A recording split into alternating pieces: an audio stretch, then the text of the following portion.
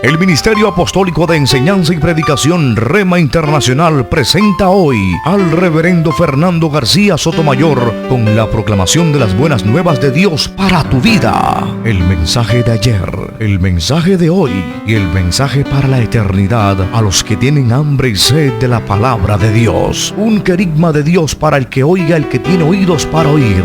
Escucha el dabar del Eterno a las naciones. Ahora es el tiempo para recibir el rema del Espíritu Santo a tu espíritu. Escuchemos con fe la memra del Señor para el alma.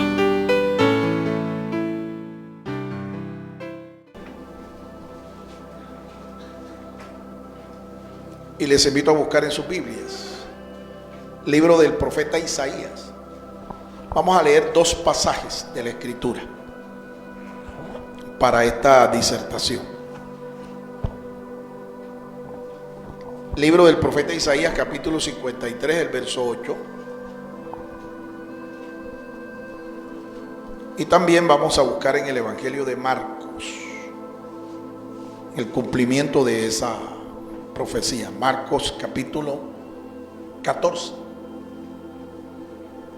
Los versos son exactamente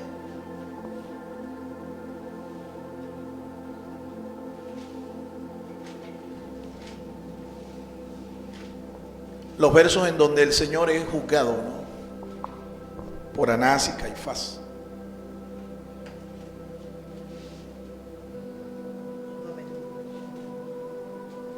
Marcos capítulo 14.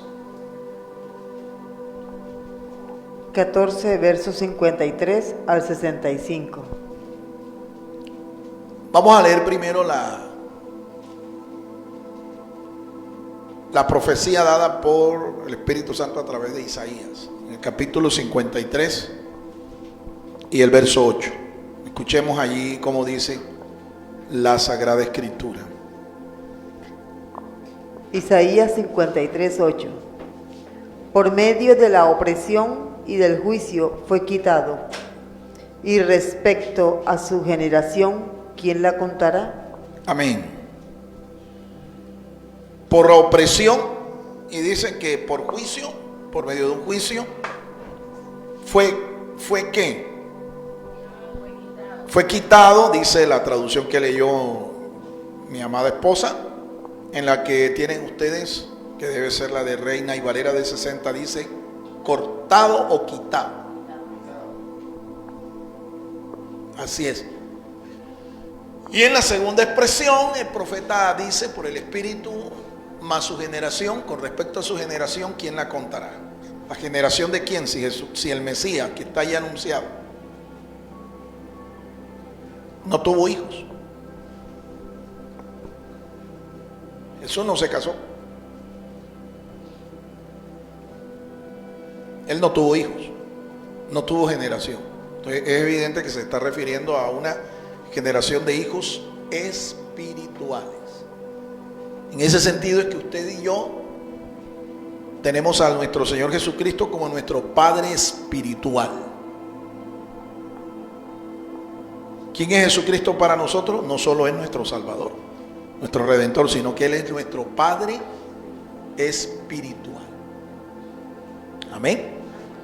Isaías 53, 8 declara eso. Ahora vamos a leer en el relato de Marcos capítulo 14, cómo esta parte de que fue cortado, que fue apartado por medio de un juicio, cómo se cumplió. Escuchemos. Marcos 14, 53 al 65. Llevaron a Jesús ante el sumo sacerdote y se reunieron con él todos los principales sacerdotes, los ancianos y los escribas.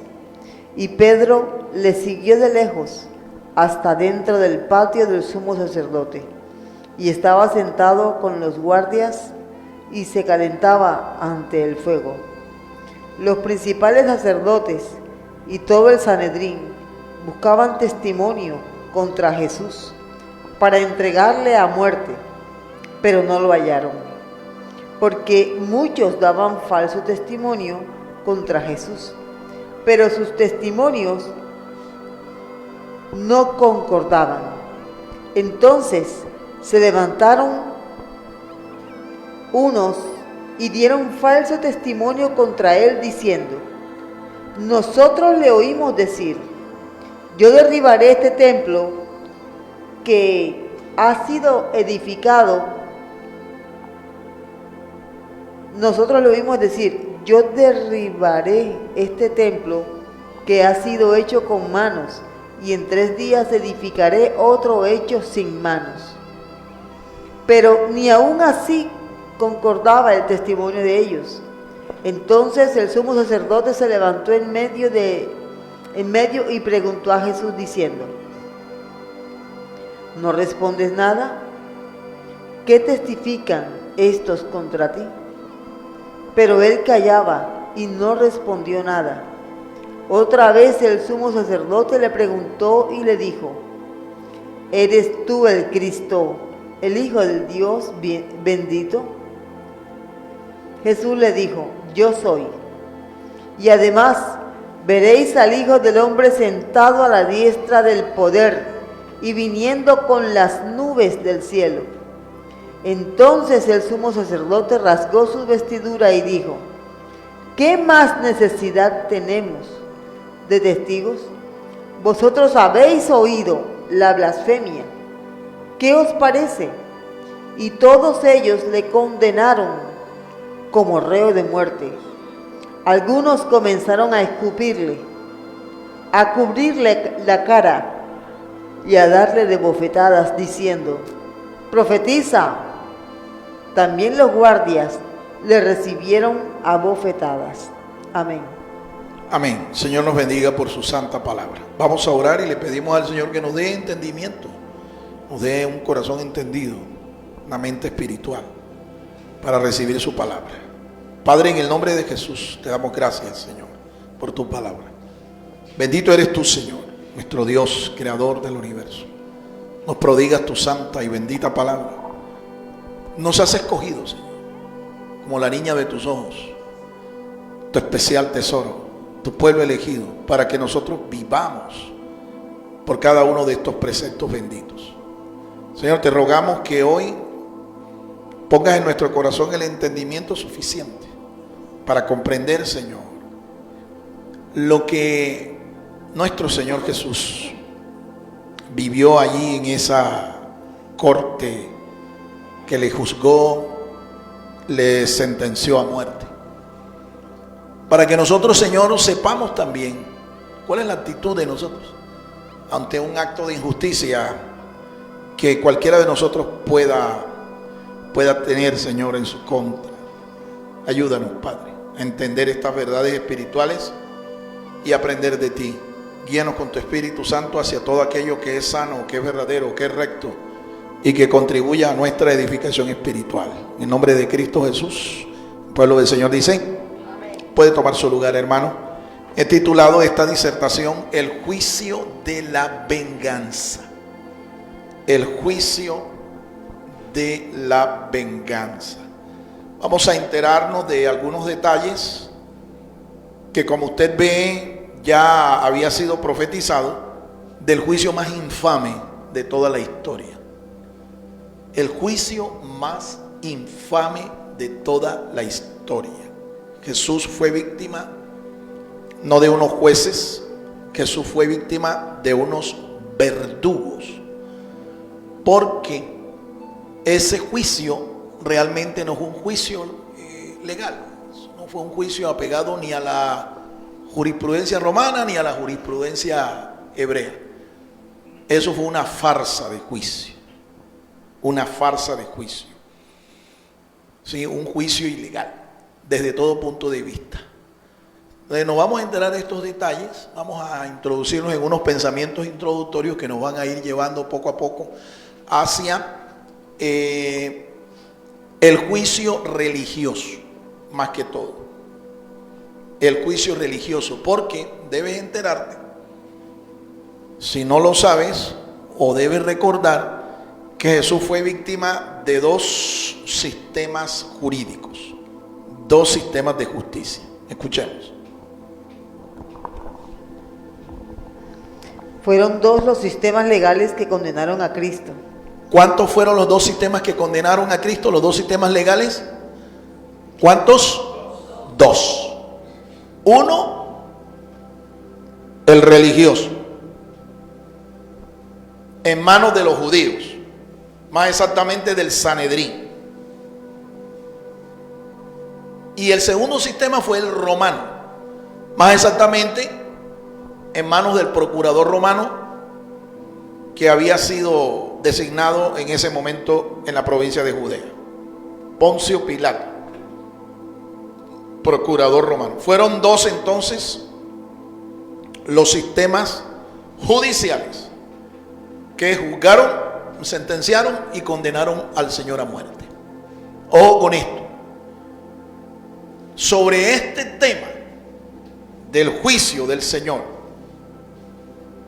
no solamente vemos que fue una profecía, sino que se ha escrito cantidades de tomos y sobre todo tratados para educar a los que ejercen el derecho, a los que ejercen la justicia, es decir, a los abogados, los que estudian el derecho, los que estudian la abogacía. Se han escrito centenares, miles de tratados con el propósito de, repito, educarlos a ellos para que aprendan, ¿no?, a no juzgar como lo hicieron estos sistemas, sino para que lo hagan rectamente. Jesús fue víctima de estos dos sistemas de jurisprudencia. El arresto y el proceso bajo la autoridad de Anás, Caifás y el Sanedrín judío correspondía a la ley judía. Los procesos llevados bajo Pilatos y Herodes correspondían a la ley romana. Es evidente que el juicio de Cristo fue ilegal e injusto en todos sus aspectos. El relato de Marcos nos ubica ya en el segundo juicio. Al parecer, el relato del evangelista Juan en 18, 12 al 14 y 19 al 24 se refieren al primer juicio. Esto sucede en las horas de la madrugada, horas después de haber sido arrestado en Getsemaní. Muy bien. Recuerden que Jesús fue arrestado en el huerto de Getsemaní, cuando uno de sus discípulos, el tesorero de su ministerio, lo vendió por unas 30 miserables piezas de plata. Esa noche, tal vez a la medianoche, a Jesús lo fueron a arrestar. Una turba con palos, espadas, lo fue a arrestar. ¿Por qué en la noche?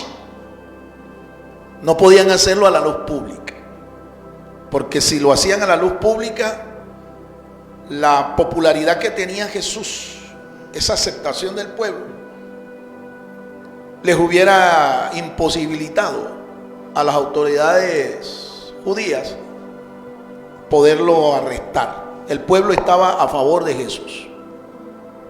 Entonces llegan en la noche por esa razón.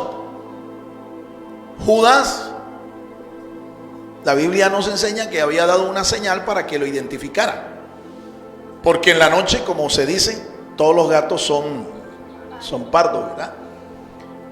La apariencia de Jesús era la de un judío común y corriente, y todos sus discípulos, pues, a excepción de Pedro, que era ya mayor de edad, los demás todos eran de una edad más o menos mediana. Así que todos ellos se parecían. Judas da la señal: cuando yo lo bese, ese es, te deja arresto. Bueno, los relatores evangélicos nos muestran cómo fue el arresto. A partir de ese momento, Jesús es llevado ante el Sanedrín judío, y en ese momento, como presidente del Sanedrín, habían dos sumos sacerdotes. Uno era yerno del otro, ¿sí? ¿Quiénes eran esos dos sumos sacerdotes? Anás y Caifás. Anás y Caifás. Jesús fue llevado a la residencia de ambos. Y en la residencia del que era el más joven, había también una cárcel allí. Este sumo sacerdote no solamente ejercía, ¿sí?, la justicia en esta casa, sino que también tenía allí una prisión. A Jesús lo llevaron a esa prisión. Él voluntariamente se deja arrestar y es llevado allí. Y comienza entonces un proceso que le produjo a él, con toda seguridad le produjo desgaste físico, mental y espiritual. Por supuesto que esto era parte de lo que el profeta Isaías había declarado. Él fue cortado de la tierra de los vivientes. Él fue juzgado. Y como el traductor Reina y Valera usa allí esta palabra, contado, ¿sí? Esta palabrita en hebreo tiene una cantidad de significados. Tiene muchos significados, tiene muchas aplicaciones. El vocablo, que originalmente se escribe en hebreo, pero los evangelistas y los escritores sagrados del Nuevo Pacto luego lo transfirieron al griego koiné.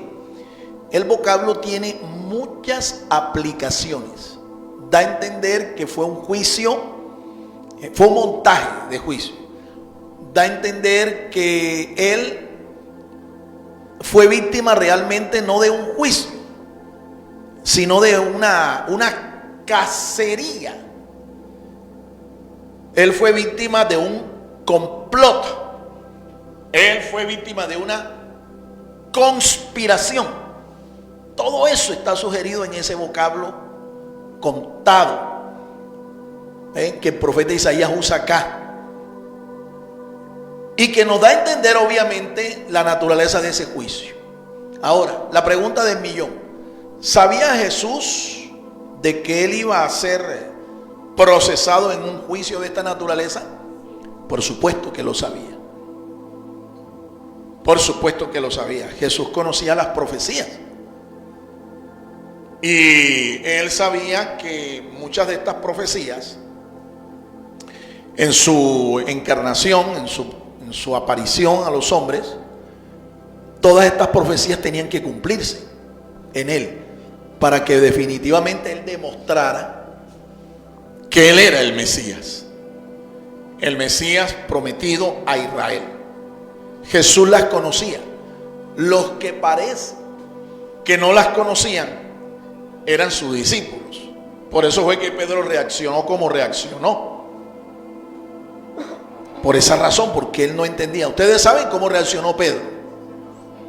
Pedro era pescador de oficio.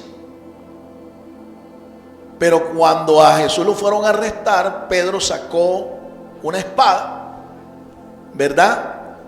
Y le tiró a volar la cabeza a Malco. No vayan a creer ustedes que él le tiró a la oreja, porque es que Pedro no era cirujano, era pescador. Estaba acostumbrado a coger los pescados, a abrirlos, a arrollarlos y a cortarles la cabeza y convertirlos en posta. Así es que Pedro le tiró a la cabeza. Lo que pasó fue que Malco como que lo vio y se anticipó al golpe. Sin embargo, le logró volar la oreja. Recuerden, esta fue la reacción. Jesús tuvo que reprender a Pedro. Por eso sabemos que Jesús sabía de esto. Él conocía las escrituras. Y él reprende a Pedro, diciéndole o dándole a entender a Pedro que si él iba a impedir que se cumpliera lo que estaba profetizado para él. Que si era que él no sabía. ¿Tú no entiendes que yo le puedo pedir a mi Padre Celestial una legión de 12 legiones de ángeles para que me defiendan? Y me vas a defender tú con una espadita. O sea, los que no entendieron nunca las escrituras, sino hasta después que Jesús resucita y sopla sobre ellos el Espíritu, y el Espíritu les da entendimiento, los hace que nazcan espiritualmente, eran los apóstoles. Ninguno de ellos lo entendió. Por eso reaccionaron así. Sin embargo, fíjense, Pedro, después de la recriminación que Jesús le hace, fíjense quién es el único que sigue a Pedro hasta allá. Ahí lo dice el relato. Hasta el sitio donde Jesús fue arrestado, pasó toda la noche allí. ¿Quién fue el único de los apóstoles que estuvo allí cerca, escuchando, viendo, siendo testigo de todas las injusticias? El mismo Pedro. El mismo Pedro. ¿Sí ve? Entonces, son muchos los detalles que este relato contiene, pero nos vamos a enfocar en lo más significativo. Nos vamos a enfocar en lo más significativo para aprender aquí lecciones espirituales y aplicarlas a nuestra vida. Usted y yo vivimos en un mundo lleno de injusticia, y ninguno de nosotros está exento de un acto de justicia, aún avalado, patrocinado por los que son los representantes de la justicia. Yo le pido al Señor y le doy las gracias por esto, de que yo nunca jamás caiga en las manos de la justicia colombiana, mi amado hermano. Porque como el profeta Isaías lo dice, todas nuestras justicias delante del Señor son como trapos de inmundicia. Y en la mayoría de los países latinoamericanos, los sistemas de justicia, los sistemas penales, los sistemas jurídicos están corrompidos hasta los tuétanos. Por eso, mi amado hermano, caer en la mano de esta rama del poder, eso es como caer en manos de verdugo realmente. No es nada bueno. Le doy gracias a Dios y le pido al Señor también que como iglesia nosotros tampoco caigamos en las manos de este tipo de personas, de personajes, de funcionarios, porque no son rectos delante de Dios. No tienen un corazón íntegro delante de Dios. Por eso no hay justicia entre los hombres. No hay justicia acá. Continuemos.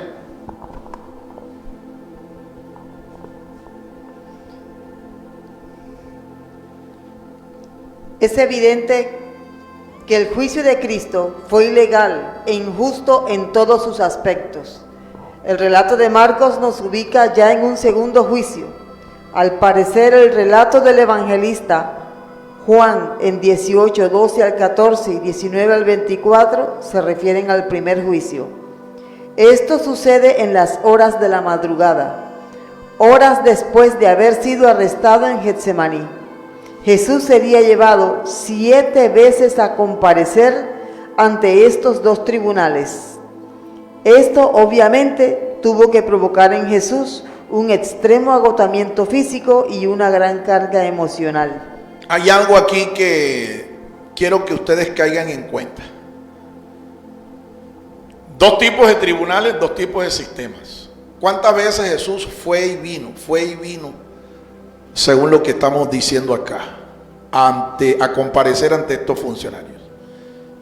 ¿Lo escuchaste? ¿No le oíste? ¿Cuántas veces? 7 veces. 7 veces. Trata de despertar, hermano. 7 veces. Usted sabe el desgaste emocional que esto causó en Jesús, aparte del desgaste físico. Esto tuvo que ser algo realmente terrible, desgastante, muy desgastante. Yo creo que Jesús tuvo la paciencia, ¿no? Tuvo la resistencia, porque Él ganó ya esa batalla cuando estaba en el huerto de Getsemaní orando. Él ganó la batalla allí y por eso pudo resistir. Por eso pudo aguantar. Para estos funcionarios, ellos estaban juzgando a Jesús, pero ante la vista de Dios, quienes estaban siendo juzgados eran ellos. Anás, Caifás, Herodes, Poncio Pilato, el Sanedrín de los judíos. Ese no era el juicio de Jesús. Lo que se estaba dando era el juicio de estas personas. Ellos estaban allí definiendo la condición final, el destino final de sus almas. Por eso Jesús, yo creo que siendo consciente de esto también, digamos que lo fortaleció para soportar tanta injusticia. No era el juicio de Jesús realmente, era el juicio de estos funcionarios. ¿Y cómo quedaron ellos? Aparentemente ante los hombres, ellos fueron los que juzgaron y sentenciaron. Ellos fueron los que vencieron a Jesús en un juicio. Jesús fue vencido. Pero ante los ojos de Dios, quien triunfó fue su Hijo amado, nuestro Señor Jesucristo. A su nombre, a su nombre. Por eso es que dice el salmista: no se levantarán los malos. ¿Dónde? En el día del juicio. Ni los pecadores en la congregación de los justos, de los santos. Ese es un salmo, desde el principio ustedes lo ven en el capítulo 1, que es mesiánico y es profético. Al igual que la sentencia del profeta Isaías, cuando dice que por cárcel y por juicio fue cortado, fue separado de los hombres. Profecía que se cumplió literalmente al pie de la letra, pero con el conocimiento de Jesús, con el conocimiento de Él.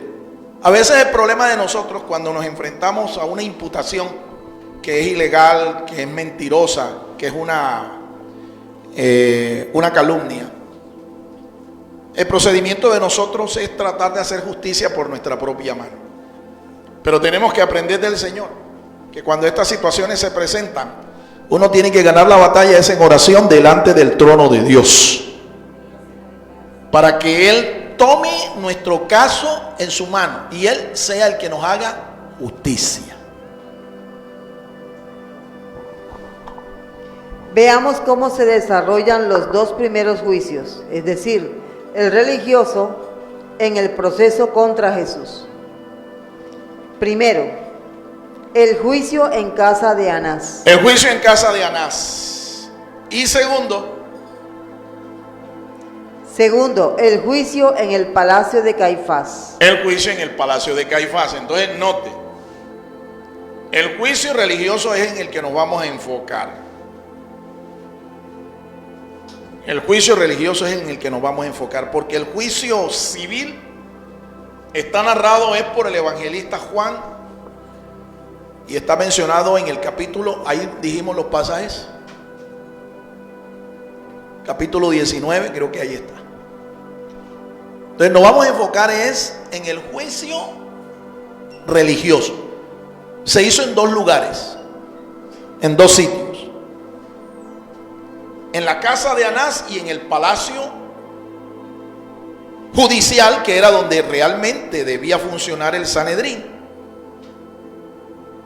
Allí fue donde fueron dos sitios entonces, pero para realizar el juicio religioso. ¿Por qué los judíos no podían juzgarlo y sentenciarlo, condenarlo civilmente?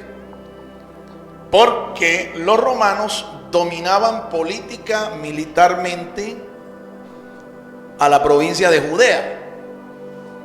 Así que ellos no tenían el permiso de juzgar civilmente al Señor. Ellos lo que hicieron fue juzgarlo y sentenciarlo, pero no podían aplicarle pena de muerte a él porque no tenían esa potestad. Estaban bajo el dominio civil político de los romanos. Así que este juicio, incluso lo máximo que podía hacer era pues condenarlo como de pronto un hereje, un blasfemo, como efectivamente eso fue lo que consiguió Anás y Caifás. Pero noten ustedes que una vez que ellos lo juzgan y lo sentencian, se lo entregan a las autoridades civiles. Jesús no murió, ¿sí?, por ser un hereje, un blasfemo, como lo llamaron Anás y Caifás y el Sanedrín.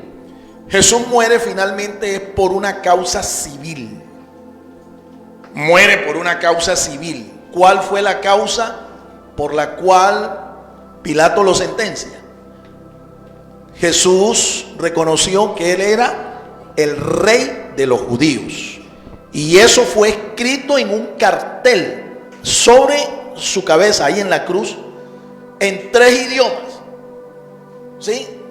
Posiblemente usted ha visto que en algunas imágenes, algunos dibujos de cristianos, de artistas medievales, usted ve ahí en un cuadrito que dice INRI. Y algunos creyeron, ¿no?, ignorantemente, de que Jesús murió de irritación. Y no. Esas eran las iniciales de la causa escrita en latín, por la cual a Jesús lo sentencian a la crucifixión, a la pena de muerte. INRI son las iniciales de la expresión Jesús Nazareno Rex de los judíos, Judaios. Eso es lo que significa INRI. Pero también fue escrito en hebreo. ¿Sí? También fue escrito en hebreo la causa. Y es interesante. Más adelante vamos a ver por qué el Sanedrín, cuando Pilato escribió la sentencia y la causa por la cual a Jesús lo llevan a la crucifixión, ellos protestaron y fueron a pedirle a Pilato que cambiara la causa, que no dijera eso que había escrito. Vas a ver por qué ahora. Póngale mucha atención, no se duerma. Continuamos. Nos enfocamos en el primer punto, Jesús, el juicio en la casa de Anás. El sumo sacerdote interroga a Jesús sobre sus discípulos y sus enseñanzas. Esto hace Anás, lo interroga. ¿Ve? Sobre quiénes eran sus discípulos, qué era lo que él enseñaba. Ahora, ¿sabía o no sabía este hombre esto? Por supuesto. Jesús dijo, si yo esto no lo he hecho en secreto, yo lo he hecho en público. Y Jesús dice, pregúntale a ellos, pregúntale al pueblo, qué fue lo que yo enseñé. Jesús da una respuesta clara y cierta. Yo públicamente he hablado al mundo. Siempre enseñé en la sinagoga y en el templo. Nada he hablado en oculto. Pregunta a los que me oyeron lo que les enseñé. Ahí está. Esa fue la respuesta que Jesús dio. Ahora, Jesús da respuesta a las preguntas que eran coherentes. Pero cuando ya comenzaron a preguntarle cosas que no tenían ninguna razón de ser, preguntas incoherentes, falsos testimonios, ¿qué hizo el Señor? Guardó silencio y calló. Y eso lo hace no para demostrar que estos eran unos necios o unos farsantes, unos hipócritas, sino para dar cumplimiento a la profecía de Isaías, capítulo 53, cuando el profeta dice, como cordero fue llevado al matadero. ¿Qué hizo cuando él fue llevado como cordero al matadero?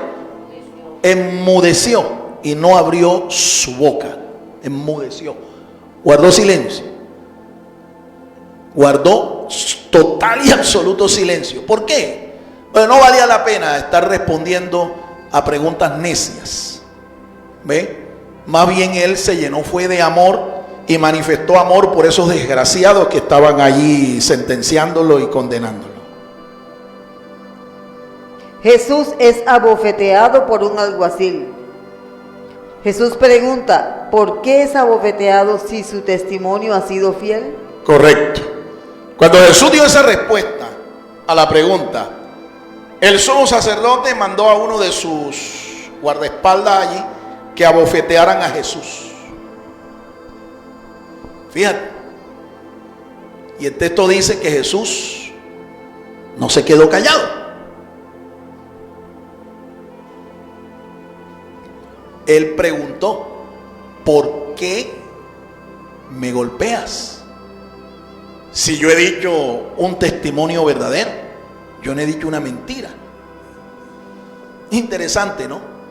Porque es que generalmente cuando un impío a ti te acusa, te ataca, te agrede física o psicológicamente o verbalmente, y tú le respondes a esa agresión con la verdad, con un testimonio fiel, la mayoría de ellos te dicen, oye, pero tú ni que eres cristiano, porque Jesucristo cuando lo juzgaron, él puso la otra mejilla para que lo golpearan otra vez. ¿No te ha pasado a ti eso? ¿No te ha pasado? A mí me ha pasado cantidad de veces. Me ha pasado cantidad de veces. Y yo reacciono como reaccionó el Señor. Al Señor le estaban vulnerando un derecho. Él tenía derecho a, número uno, a que presumieran de su inocencia. Número dos, Jesús tenía derecho a ser juzgado rectamente. ¿Me entiende? No sentenciarlo, sino someterlo a un proceso de justicia, un derecho legal. Por eso Él dice, ¿por qué me golpeas? ¿Por qué me agredes si mi testimonio ha sido verdadero? ¿Me estoy dando a entender, hermanos? Yo no es que esté aquí ahora abogando o diciendo que lo que Jesús enseñó con respecto a colocar la otra mejilla a tu adversario cuando te abofetean, cuando te golpean, eso es una mala interpretación del texto, olvidando el contexto y el momento en que a Jesús lo golpean. Muchos toman ese pasaje para decirte, oye, tú no eres evangélico, entonces tú ¿por qué te defiendes? Tú lo que tienes es que poner la otra mejilla. Una mala interpretación. El problema es que a veces esto también lo hacen muchos que son cristianos. ¿Ve? Lo hacen. Si tú reclamas un derecho, entonces te ven a ti como una persona conflictiva o una persona que tú no confías en que Dios a ti te defienda, en que Dios haga justicia por ti. Yo creo que en este caso, cuando estas cosas te sucedan, tú tienes que hacer o pedirle al Señor que te haga justicia, es cuando el juez es un personaje injusto, como el de la parábola. La parábola de aquel juez que no temía ni a Dios ni a los hombres, y una mujer viuda lo importunó hasta el extremo de que el tipo, cansado, aburrido, harto, dijo, esta mujer, yo voy a terminar haciéndole justicia, aunque yo no temo a Dios ni a hombre, pero para que no me importune más, para que no me moleste más, le voy a hacer justicia. Y la Biblia dice, ¿cuánto más? Vuestro Padre que está en los cielos hará justicia a todos sus hijos, a todos los que se lo piden. Me estoy dando a entender, hermanos. Usted no está hablando aquí con una persona que se revela ante la autoridad. Usted no está escuchando aquí a una persona que cree que como cristiano, entonces si a ti te vulneran un derecho, si a ti te vulneran un privilegio, tú tienes es que portarte como un mantel, portarte como una mesa, ¿me entiendes? O portarte como de pronto una alfombra, que todo el mundo te pisotee, que todo el mundo te vulnere, que todo el mundo te agreda. Tú no estás hablando con esta persona, tú estás hablando con alguien que conoce las escrituras. Y una de las frustraciones que yo tengo es la de que yo no pude estudiar la carrera que yo quería estudiar. ¿Cuál creen ustedes que es la carrera que yo quería estudiar? Derecho. Definitivamente. ¿Me entienden? Eso es lo que yo quería estudiar. Pero bueno, Dios no me lo permitió. Dios no me lo permitió. Pero si hay algo en lo que yo he sido un autodidacta, es justamente en lo que es la justicia, en lo que es el derecho. ¿Me entiende? Y bueno, le doy gracias a Dios porque tengo mi hija mayor, que ella sí se decidió a estudiar derecho, aunque no ha terminado. Pero yo estoy orando al Señor que le ayude a terminar, ¿ve? Para que ella sea la abogada que yo no pude ser, para que ella sea la persona que yo no pude ser como profesional. Alabado sea el nombre del Señor. Entonces Jesús pregunta, ajá, ¿y por qué me golpeas? Si yo he testificado la verdad. Pero el proceso siguió, y siguió con una serie de irregularidades todavía más terribles. Sigamos escuchando. Anás se da cuenta que el juicio es ilegal y le envía a su yerno, Caifás. Ahí está. Anás era un inicuo, y un juez inicuo es peor que un verdugo. Amén. Anás se da cuenta. Este tipo conoce la ley. Este tipo conoce la justicia. ¿Y qué hace Anás? Esta papa caliente yo se la mando a mi yerno. Se la mando a mi yerno porque este es más joven, más inteligente, y seguramente él tendrá más ese espíritu inquisidor para encontrar la causa y finalmente condenarlo. Y así ocurrió. Ahora, así actúan los jueces inicuos, los jueces impíos. No actúan teniendo en cuenta la presunción de inocencia del que llevan a juicio.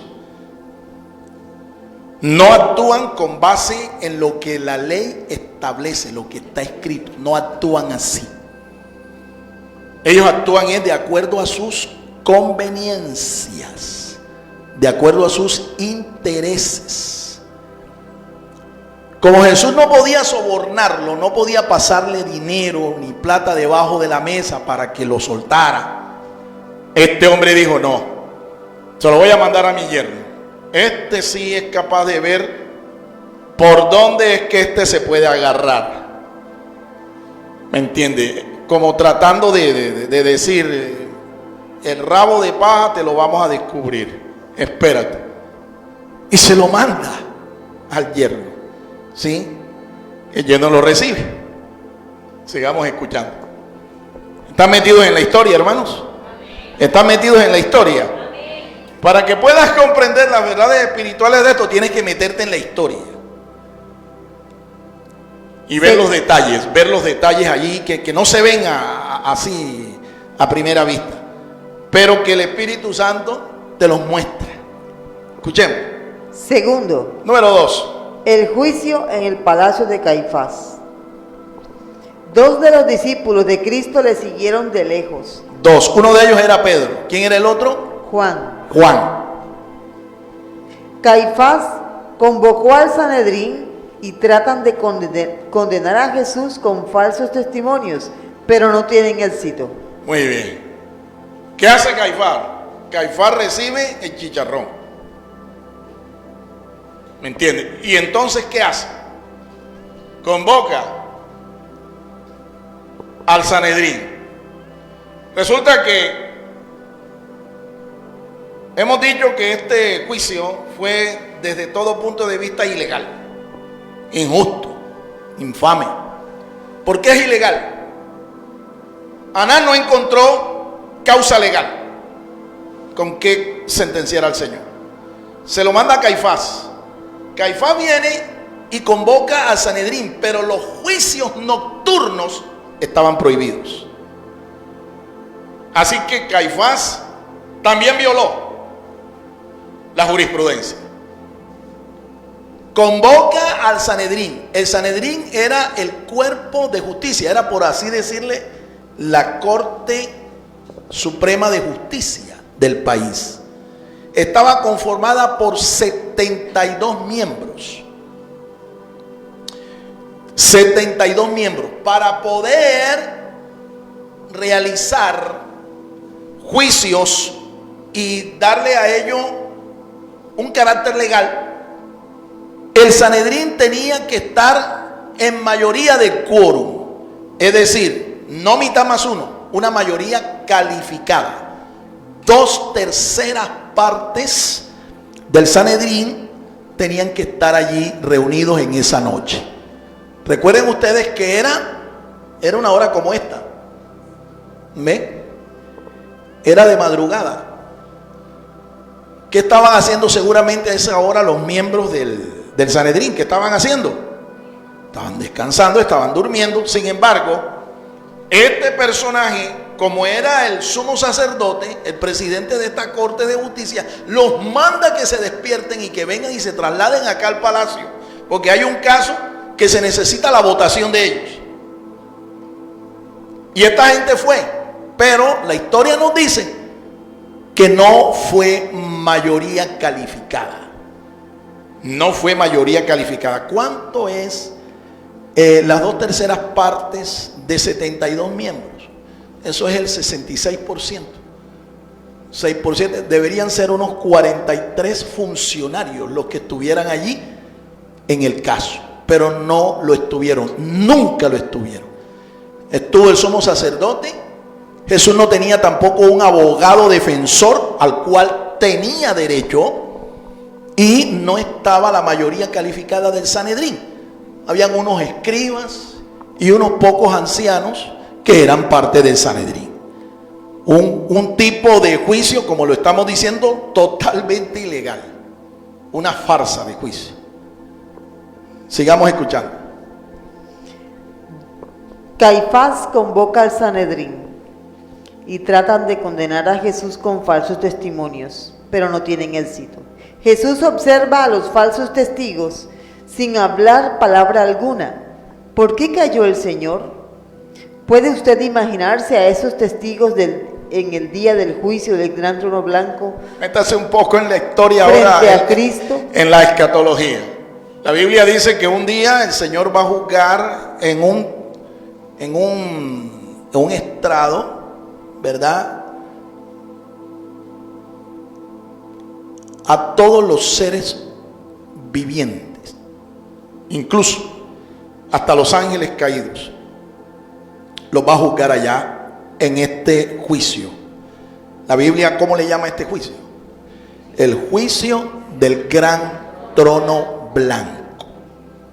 Allá van a comparecer desde Caín, el primer asesino de la historia, hasta el último. Ahí vas a encontrar a Chiang Kai-shek, allá vas a encontrar a Mussolini, allá vas a encontrar a Hitler, allá vas a encontrar a Maduro si no se arrepiente, allá vas a encontrar a Putin si no se arrepiente, vas a encontrar a todos los asesinos criminales malvados de toda la historia. Van a ser juzgados por el Señor, y allá van a estar Anás, Caifás y todos los miembros del Sanedrín que participaron de este juicio. Vas a encontrar también allí delante del Señor, vas a encontrar a estos testigos falsos que testificaron en contra del Señor para tratar de mostrar una evidencia de su culpabilidad. Allá lo vas a encontrar. ¿Te puedes imaginar ese cuadro? ¿Te puedes imaginar eso, mi hermano? La pregunta es, ¿quién podrá defenderlos? Ellos van a tomar un vaso de su misma copa, ¿no? A Jesús lo juzgaron injustamente, pero acá ellos van a ser juzgados con toda justicia y rectitud.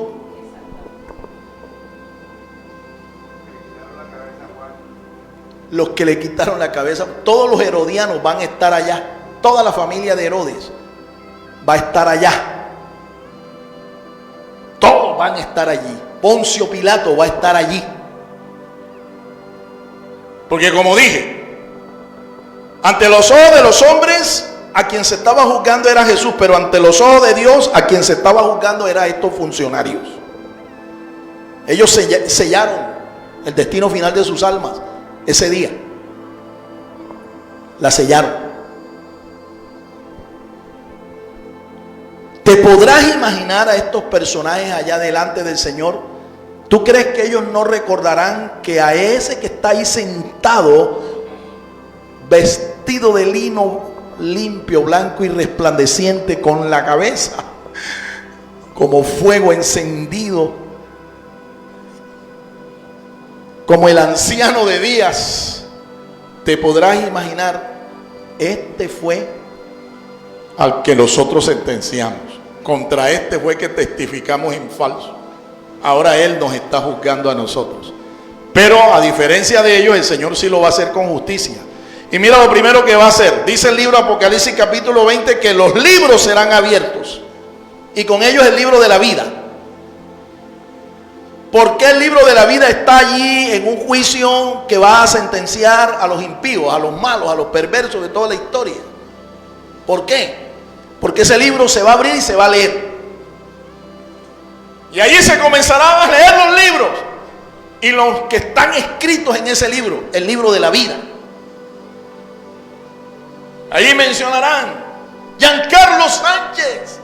Y Giancarlo dirá: presente. Aquí estoy, Señor. No, es que lo que se va a leer son los miembros que están escritos en el libro de la vida. No vayas a creer tú que los que se van a leer son los nombres de los impíos. No, ellos no están escritos en ese libro. Esa es una evidencia que el juez de todos los hombres va a mostrar.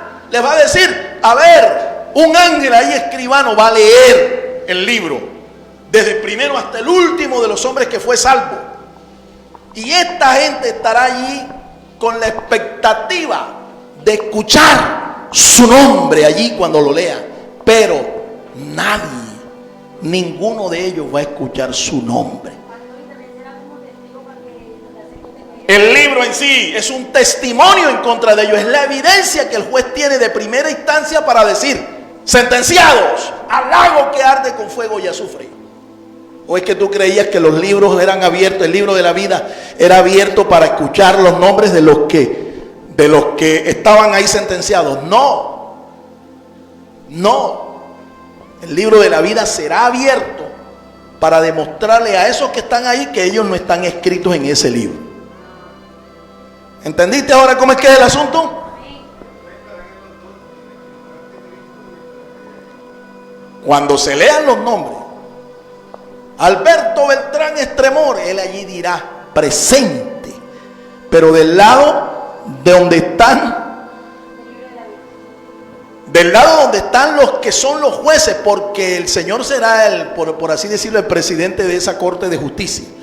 Pero la Biblia dice, 1 Corintios capítulo 6, dice el apóstol San Pablo, que la iglesia juzgará a los ángeles caídos.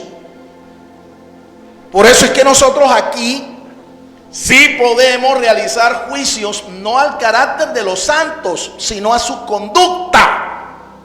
Juan capítulo 7, verso 24 dice: no juzguéis según las apariencias, sino juzgad con justo juicio. Sí se puede administrar justicia, el asunto es que hay que hacerlo con rectitud, con equidad, con sabiduría, con misericordia. Amén, hermanos. Eso de que tú a mí no me puedes juzgar porque la Biblia dice que no juzguéis para que no seáis juzgados. Ok. Que uno solo es el juez. Correcto, así es. Pero la Biblia a mí no me prohíbe que yo juzgue tu conducta, no tu carácter. Tu carácter lo va a juzgar Dios. Pero tu conducta sí la puedo juzgar yo. Y si yo soy un funcionario llamado por Dios para ejercer justicia, con más razón. A su nombre. ¿Te estás dando cuenta cómo es que uno tiene que interpretar las escrituras? El libro de la vida será abierto y será la evidencia de primera mano que tendrá el juez universal para demostrarles a ellos que ellos no son salvos. Se leerá también el libro de las obras de cada uno. Ahí sí, ahí estarán mencionados no solo los nombres, sino las obras escritas, las malas obras que llevaron a la condenación a esas personas. Y así está escrito: serán juzgados según sus obras. En el libro de Apocalipsis ahí está escrito eso. Mi amado hermano, Caifás continúa el juicio. Y escuchen, no puede probar por los testimonios de esta gente porque no concuerda. No lo puede probar. Él entonces apela a otra estrategia. Escuchemos. ¿De qué servían sus palabras si quien en verdad sabe de qué habla no encuentra razón para levantar la voz? ¿Por qué Jesús guardó silencio ante las acusaciones? Por eso que usted está escuchando. ¿De qué le vale a él defenderse? Sí, no valía la pena. Ya él sabía de que eso era una pelea, como decimos acá en nuestro argot. Eso era una pelea de tigre con burro amarrado. ¿Ven? Así que él guarda silencio. ¿De qué servían sus palabras si el hombre sabio cuando calla dice más que el necio cuando habla? ¿Escuchaste? Ahí hay una segunda razón de por qué él guardó silencio. ¿Por qué? Porque el hombre sabio, cuando es acusado de una infamia, de una calumnia, lo que hace es que calla. Al fin y al cabo, los necios caen en sus propias palabras. Los necios, los mentirosos,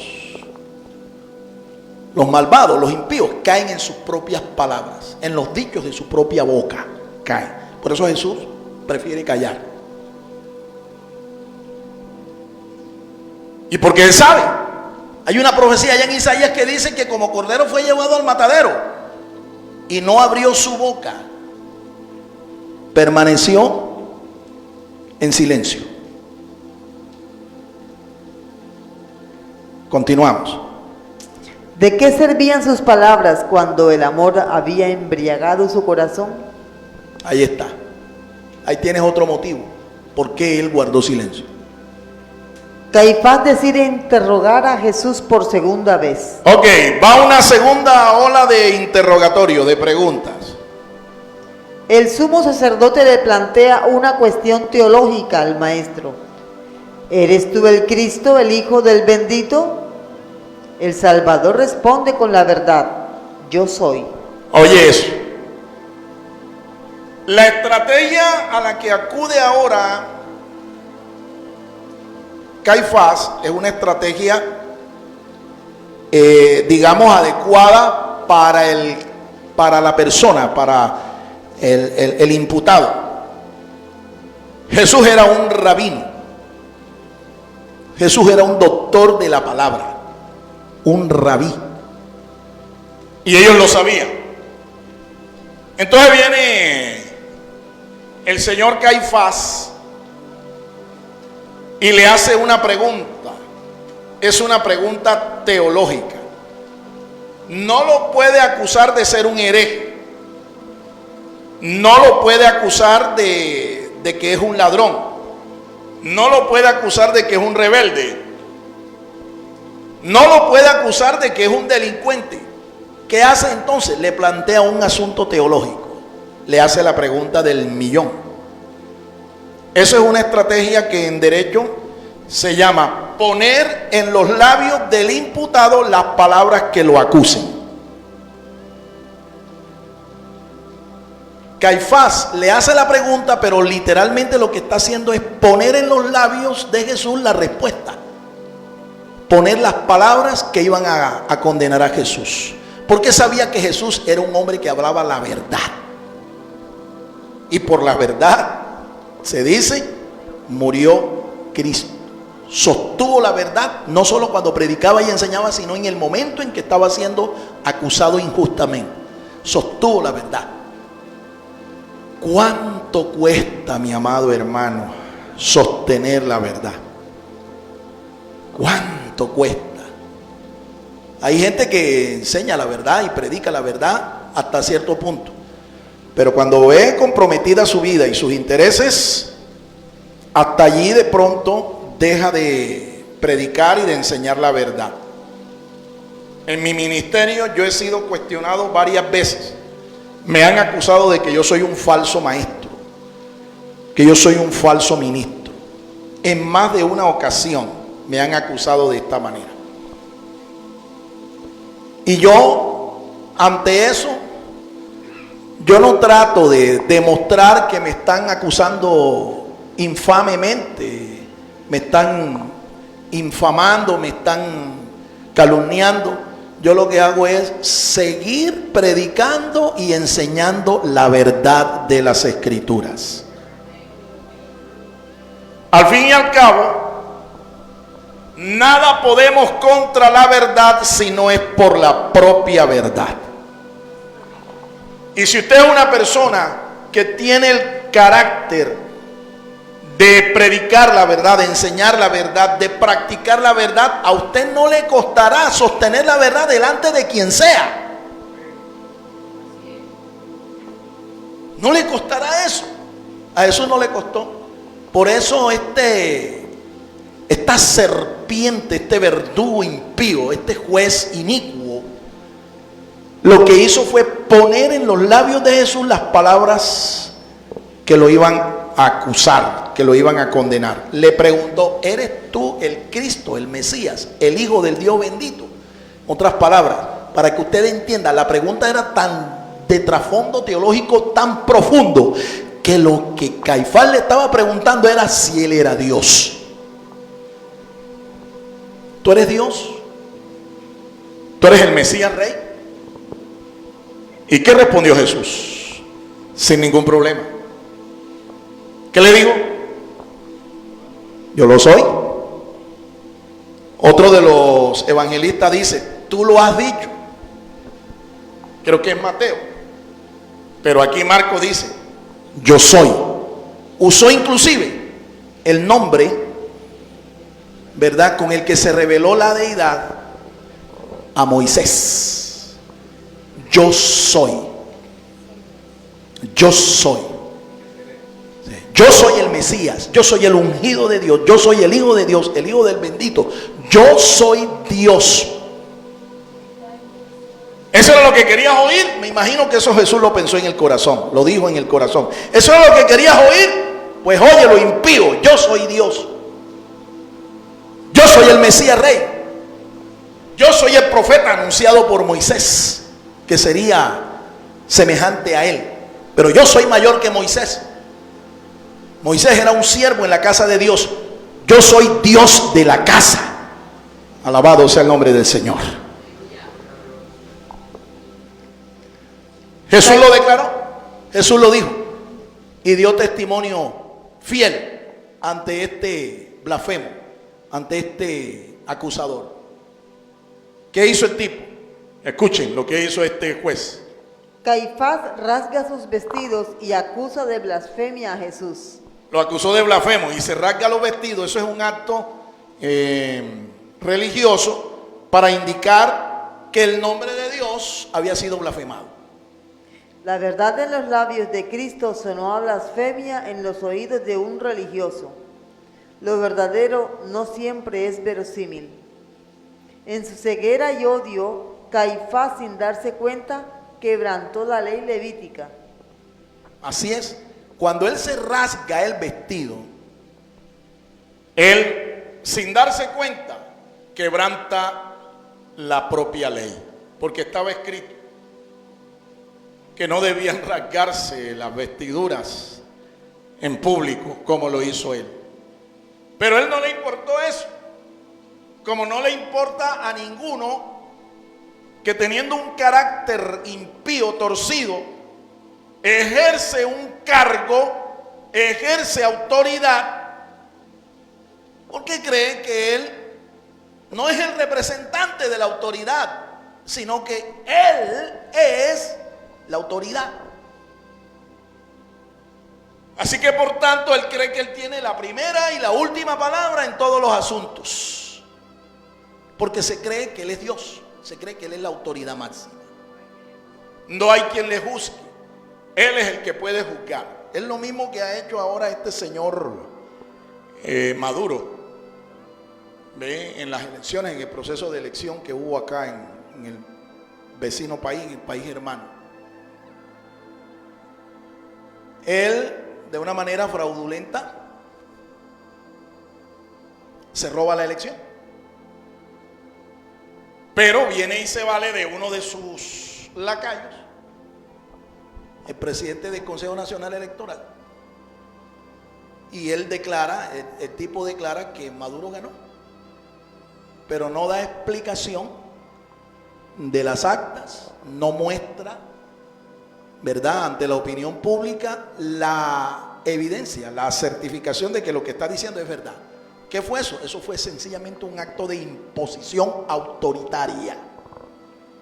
Y eso fue lo que hizo Caifás. Se valió de su cargo para imponer su sanción autoritaria. Porque recuerden, ellos eran los representantes de la justicia divina. Ellos eran parte del Sanedrín, y el Sanedrín era el que administraba justicia al pueblo de Israel en nombre del Señor.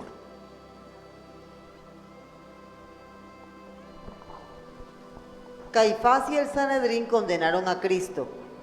Su sentencia desató la burla de los soldados. Le escupen el rostro, le golpean con los puños, le vendaron los ojos y se burlaban de él. Le preguntaban, ¿quién le golpeaba? Todo esto sucedía ante los ojos y miradas cómplices de los representantes de Dios en la tierra. Así es.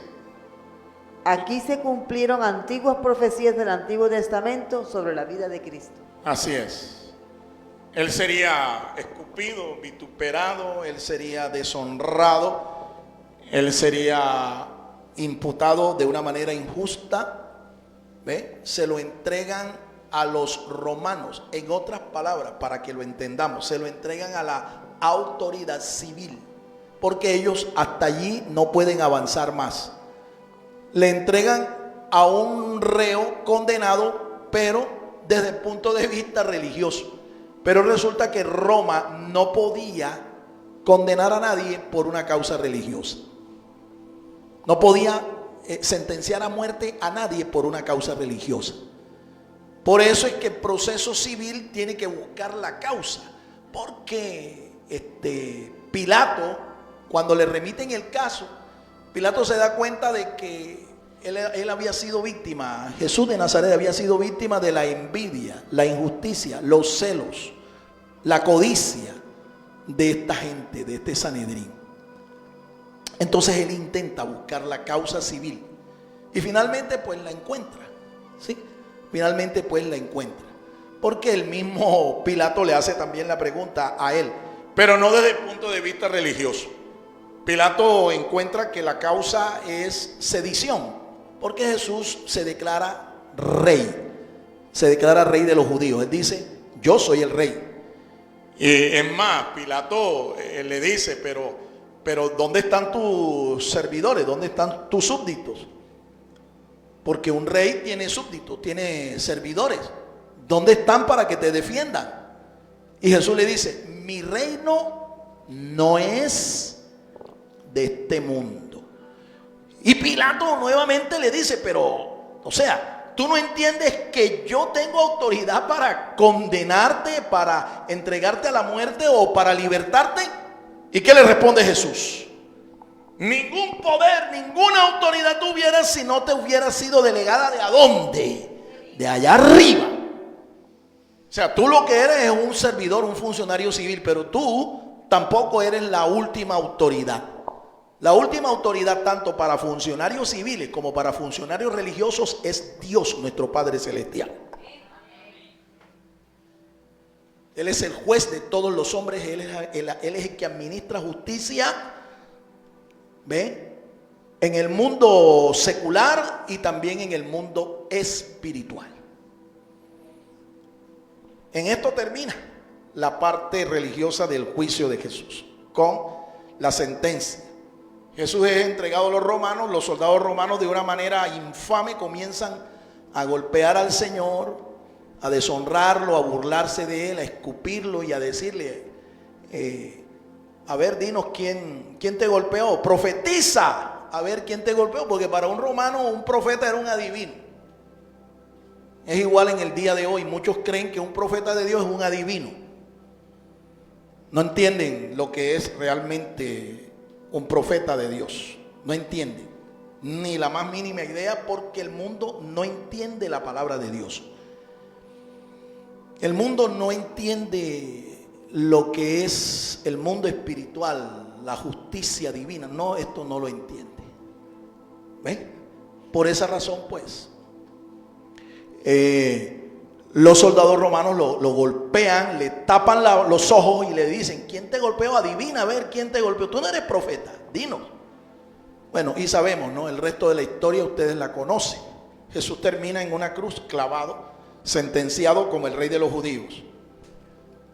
La palabra o la causa en hebreo por la que Pilato condena finalmente a Jesús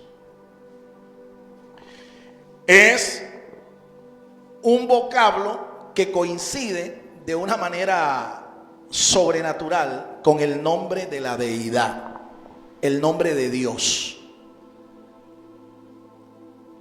Te lo voy a volver a explicar.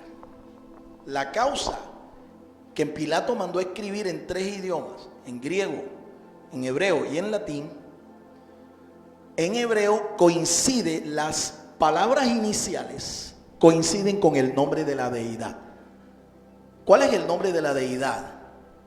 Recuerden, está conformado de 4 letras. 4 letras hebreas que se le llama el tetragrama. 4 letras. Tetragrama. ¿Cuáles son esas 4 letras? Yud, Hei, Vav, Hei. Yud, Hei, Vav, Hei. Esas son las 4 letras. Resulta que en la causa escrita allí en hebreo decía Yeshua Ha Nazratín. Jesús el Nazareno. Jesús el Nazareno. Yeshua Ha Nazratín. ¿Ve? El rey dice Bemelech Ha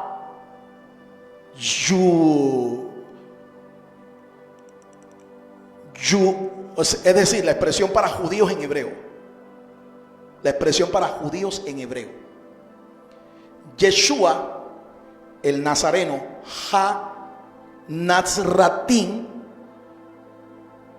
Jesús de Nazaret, el rey. Bemelech, la palabra Melech es rey. Ve es una letra que sirve como prefijo y es la Bet. Perdón, la Vav. Entonces encontramos Yeshua. ¿Cuál es la letra inicial? La Yod. Ha Nazratín, el Nazareno. ¿Cuál es la letra inicial de esa expresión? La letra Hei. Yud Hei. Vemelech, el rey. Vemelech, el rey. ¿Cuál es la letra inicial de esa expresión hebrea? La Vav. Y termina finalmente diciendo el rey de los judíos, Ha-Yudayos. Si tú miras las letras iniciales, concuerda de una manera precisa con el nombre de la deidad. Cuando el Sanedrín se da cuenta que Pilato escribe esa causa allí, la causa civil, ellos se molestan porque dicen, no, él no es el rey de los judíos. Él no es Dios de los judíos, no es el Dios de nosotros. Él se hizo rey. ¿Y qué fue lo que respondió Pilato? Mira, a mí no me interesa la concepción de ustedes. Yo lo que he escrito, escrito está. Así se va a quedar. Y en contra de la voluntad de estos impíos, Jesús finalmente muere por la causa que él dijo. ¿Cuál fue la causa que él dijo? Yo soy el Mesías rey, yo soy el Mesías persistente, yo soy el Hijo de Dios, yo soy Dios. Y por esa causa lo mata. Ahora, los cristianos del siglo IV, los que fueron amparados por el decreto del rey, el emperador Constantino en el siglo IV, 311, los cristianos católicos romanos, para hacerte más específico y más claro, condenan entonces a los judíos de un crimen. ¿Cómo le llamaron a ese crimen? Deicidio. Los cristianos católicos romanos condenan a los judíos de deicidas, es decir, los asesinos de Dios. ¿De Dios quién? Dios el Hijo, nuestro Señor Jesucristo. Y entonces surge una pregunta: ¿quién mató a Cristo entonces? ¿Quién finalmente es el que asesina a Cristo? ¿Los judíos? No, ellos no podían hacerlo. No, es más, no lo hicieron. Ellos lo sentenciaron a muerte por blasfemia. ¿Los romanos? Poncio Pilato emitió fue la sentencia, ¿verdad? La sentencia. Bueno, en eso tenemos que investigar y darnos cuenta de dos detallitos. Número uno, a Jesús no lo mató nadie. Él se entregó voluntariamente. Entonces ahí se cae la acusación de ser los judíos deicidas. ¿Ve? Segunda razón, si Jesús es Dios, ¿ustedes creen que Dios, es decir, si a quien los judíos asesinaron fue a Dios, ¿ustedes creen que Dios no podía defenderse por sí mismo y evitar que lo asesinaran? Por supuesto. Lo que pasa es que hay que entender que quien murió allí fue el Hijo de Dios, es decir, Jesús de Nazaret, el hombre en el cual se manifestó la deidad. Quien murió allí fue Jesús de Nazaret, no murió Dios. Segunda razón por la que se cae esa acusación. Y la tercera, la Biblia dice en el discurso del apóstol Pedro allá en Pentecostés, que Jesús murió por el consejo predeterminado de Dios mismo, de Dios el Padre. Dios el Padre fue el que le pidió a su Hijo que muriera en una cruz para que pudiera ser la expiación del hombre caído. Finalmente entonces, ¿qué debemos entender? ¿Quién fue el que llevó a la cruz a su Hijo? ¿Quién lo sacrificó? El mismo Dios el Padre. ¿Te parece cruel eso? Escuche esta historia para que entiendas lo que es el amor de Dios y entiendas que aquí no hay un acto de crueldad, aquí lo que hay es un acto de infinita misericordia y de amor.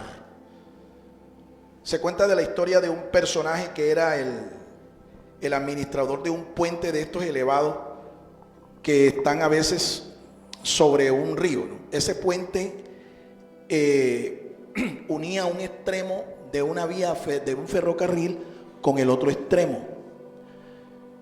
El puente tenía que ser activado, su mecanismo, por un administrador. Aquel día, este administrador llevó a su hijo al trabajo. Mala idea llevar a los hijos al trabajo. Llevó a su hijo pequeño, de unos 7, 8 años. Y el niño comenzó a jugar debajo del puente. En ese momento sonó el pito del ferrocarril. Venía a más de 450 kilómetros con 700 pasajeros a bordo. El puente estaba elevado. El funcionario del puente tenía que activar el mecanismo para que el puente bajara y pudiera el tren atravesar sobre el río en donde estaba ese puente. Si lo hacía, el mecanismo, que pesaba alrededor de unas 7 toneladas, aplastaba inmediatamente al niño y lo mataba fulminantemente.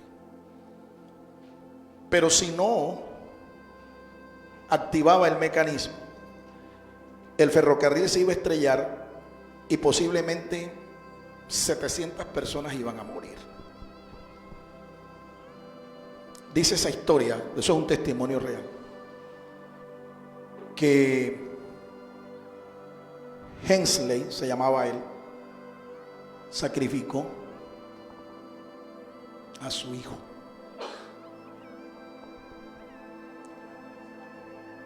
Por las personas que ni él conocía ni sabía. Pero por salvarlas a ellas, sacrificó a su propio hijo. ¿Entiendes ahora qué fue lo que hizo Dios, nuestro Padre?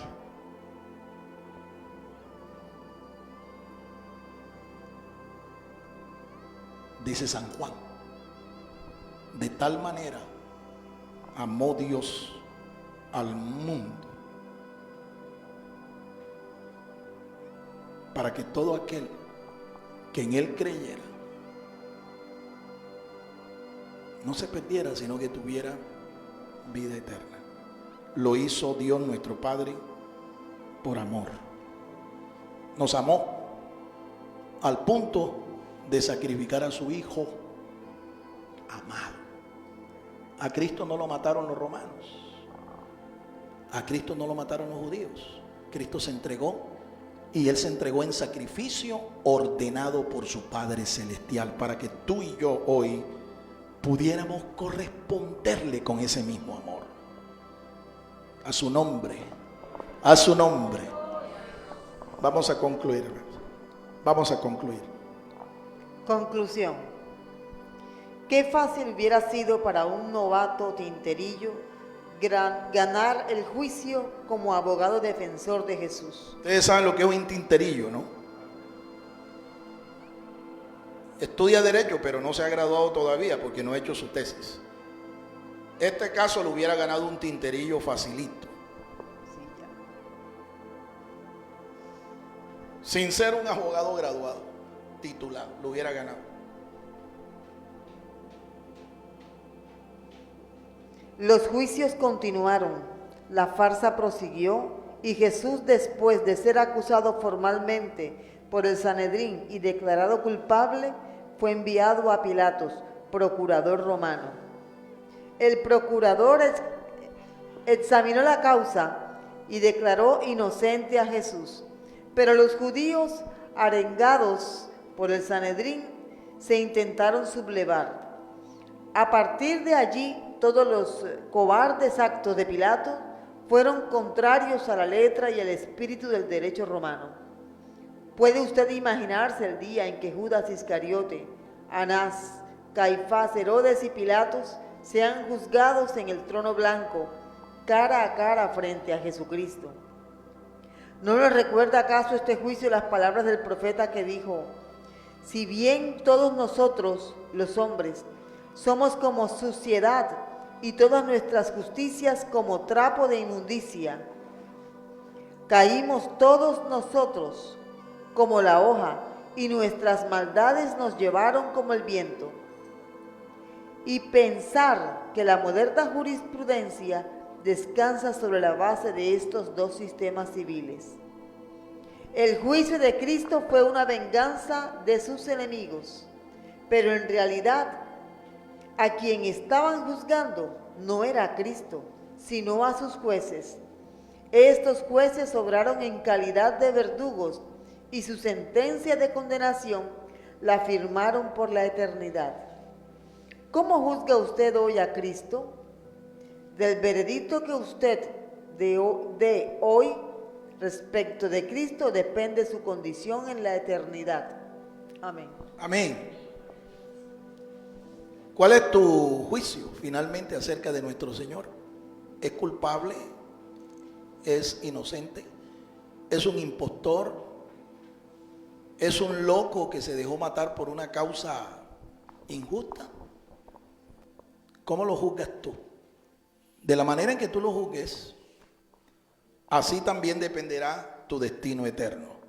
Yo espero que tú, al igual que yo, consideremos a Jesús como inocente, el sustituto de nosotros en esa cruz, aquel que va a ser nuestro abogado defensor en el juicio del gran trono blanco. Padre, gracias por tu palabra, Señor. Gracias por tu amor, Señor. Gracias, Señor, porque tú dices y sostienes, Señor, que tú nos amas y nos amas con amor eterno. Por tanto, tú, Señor, cada día nos prolongas tus misericordias. Ten misericordia de nosotros, Señor. Y ayúdanos a vivir, Señor, como vivió tu Hijo amado, agradándote en todo, haciendo tu voluntad. Ayúdanos para nosotros, Señor, de la misma manera que lo hizo Jesús, nosotros también podamos hacerlo. Podamos dar testimonio fiel de que tú eres la verdad, que tú eres el camino y que tú eres la vida. Guárdanos, Padre, al salir de este lugar. Ahora te lo rogamos en el nombre de Cristo Jesús. Bendice este día, Señor, que colocamos en tus manos. Tu bendición, Señor, tu paz, tu gracia, tu misericordia se derrame sobre nosotros y sobre cada una de nuestras familias y la obra de nuestras manos. En el nombre de Cristo Jesús. Amén. El Ministerio Apostólico Rema Internacional pone a disposición esta predicación. Ofrecemos ministración a simposios, seminarios, campañas evangelísticas, educación globalizada sana y de carácter interdenominacional. Escríbanos a ministerioremainternacional@gmail.com o llámenos al celular 316-270-7181.